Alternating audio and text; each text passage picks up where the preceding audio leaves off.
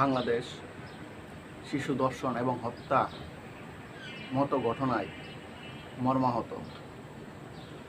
আমরা যারা মেয়ের বাপ আছি, আমরা চাই এর সুষ্ঠু বিচার হোক, জনসম্মুখে বিচার হোক। এই ধরনের মতো নিকৃষ্ট কাজ যাতে ভবিষ্যতে কে করতে না পারে বা করার মতো উদ্যোগ নিতে না পারে, ভয় পায়, সেজন্য কঠোর থেকে কঠোরতম আইন দরকার। গতকাল স্বরাষ্ট্রমন্ত্রী মহোদয় বলেছেন আমরা মধ্যযুগে নেই। ঠিক আছে, আমরা মধ্যযুগে নেই, আমরা আধুনিক যুগে আছি।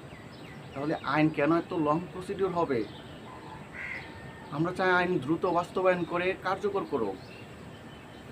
আমরাও তো শ্রম আইন মেনটেন করি, সেখানে অসদাচরণ করা হয়, অসদাচরণ করলে 60 দিনের মধ্যে নিষ্পত্তি হয়। তো বাংলাদেশে যথেষ্ট দণ্ডবিধি আইন আছে, এটাতে সংসদ আহ্বান করুক। আইন দ্রুত বাস্তবায়ন করতে তো 60 দিনের উপর লাগার কথা না, যদি আমরা সুষ্ঠুভাবে কাজ করি।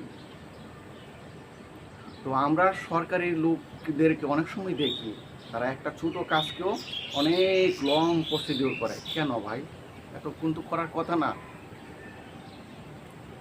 আমরা অবশ্যই বলতে চাই সরকার যে দলেই যাক, মানুষের বা জনগণের কল্যাণের স্বার্থেই কাজ করে। এখন সারা বাংলাদেশের মানুষ চাচ্ছে এই শিশু হত্যা এবং ধর্ষণের বিচার হোক। ওই বিচার কার্য নিষ্পত্তি করতে তো 15 থেকে 20 দিনের বেশি লাগার কথা না, যেহেতু আমাদের প্রকাশ্যে এসব ঘটনা দেখা যাচ্ছে, সে তার আলামত রেখে গেছে, প্রমাণিত।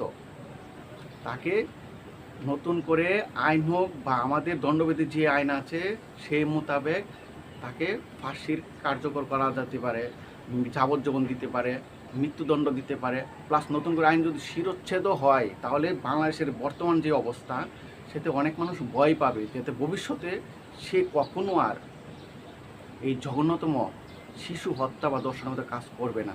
তাই শিরোচ্ছেদ করা দরকার। সৌদি আরবের মতো মুসলিম দেশ, সেখানে কি এটা হচ্ছে না? অবশ্যই হচ্ছে। আমাদের বাংলাদেশে করলে কী এমন সমস্যা হবে? মানবাধিকার লঙ্ঘন হবে? কেন মানবাধিকার লঙ্ঘন হবে? সে যখন এই নিকৃষ্টতম ঘটনা ঘটায়, তখন কি মানবাধিকার লঙ্ঘন হয় না? অবশ্যই হয়। তাই আমাদের সকল বাবাদের আমার মনে হচ্ছে এই একটা কঠোর থেকে কঠোরতম শাস্তির আইন করা এখন বর্তমানে জরুরি হয়ে গেছে। শিরোচ্ছেদ করা দরকার, বা প্রকাশ্যে গুলি করে হত্যা করা দরকার, অথবা নৃশংস করা দরকার। তাহলে মনে হয় বাংলার জনগণ সচেতন হবে যে এই ধরনের মতো জঘন্যতম ঘটনা আমরা আর কেউ ঘটাবো না, বা ঘটাতে সাহস পাবে না। না হলে এটা যদি বজায় না থাকে, যদি সে আবার ভবিষ্যতে জামিনে বেরিয়ে আসে, তাহলে আবার এই ধরনের ঘটনা ঘটতেই থাকবে। তো আমরা এরকম ঘটনা আশা করি না।